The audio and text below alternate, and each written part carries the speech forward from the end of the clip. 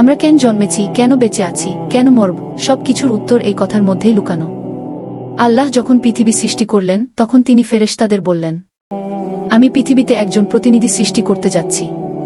ফেরেশতারা প্রশ্ন করেছিল, হে আল্লাহ, আপনি কি সেখানে এমন সৃষ্টি করবেন যারা রক্তপাত করবে? আল্লাহ বললেন, আমি যা জানি তোমরা তা জান না। এই কথার মধ্যেই মানুষের পরীক্ষা লুকানো। এই পৃথিবী হলো পরীক্ষাগার। এখানে সুখ আছে, দুঃখ আছে, অভাব আছে, প্রাচুর্য আছে, ক্ষমতা আছে, অসহায়ত্ব আছে, সবকিছু। রাসূলুল্লাহ বলেছেন, এই দুনিয়া একজন মুমিনের জন্য কারাগার আর কাফিরের জন্য জান্নাত।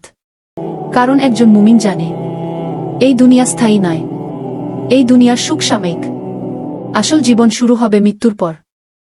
আল্লাহ এই পৃথিবী সৃষ্টি করেছেন আমাদের ঈমান পরীক্ষা করার জন্য। ধনী হলে দেখা হবে সে কৃতজ্ঞ হয় কিনা, গরিব হলে দেখা হবে সে ধৈর্য ধরে কিনা, ক্ষমতা পেলে দেখা হবে সে জুলুম করে কিনা, কষ্ট পেলে দেখা হবে সে আল্লাহর উপর ভরসা রাখে কিনা। রাসূলুল্লাহ বলেছেন, সবচেয়ে কঠিন পরীক্ষা আসে তাদের উপর যাদের আল্লাহ সবচেয়ে বেশি ভালোবাসেন।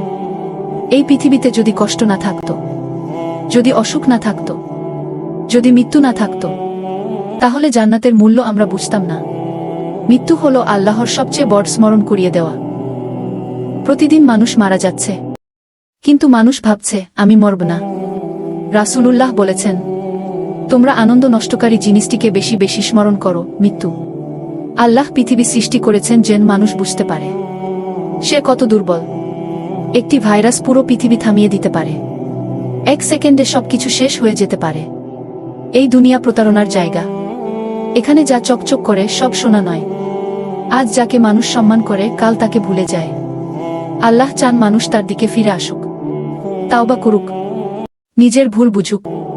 একটি হাদিসে এসেছে, যদি মানুষ গুনাহ না করত, আল্লাহ এমন এক সৃষ্টি করতেন যারা গুনাহ করত, তারপর তাওবা করত, আর আল্লাহ তাদের ক্ষমা করতেন।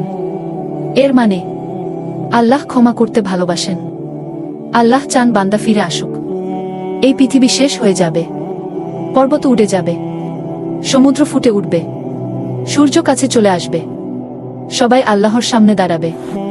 সেদিন কোনো টাকা কাজে আসবে না, কোনো ক্ষমতা কাজে আসবে না, কেবল ঈমান আর আমল। এই জন্যই আল্লাহ পৃথিবী সৃষ্টি করেছেন, এই জন্যই জীবন, এই জন্যই মৃত্যু। আজ যদি আল্লাহ আমাদের সময় দেন,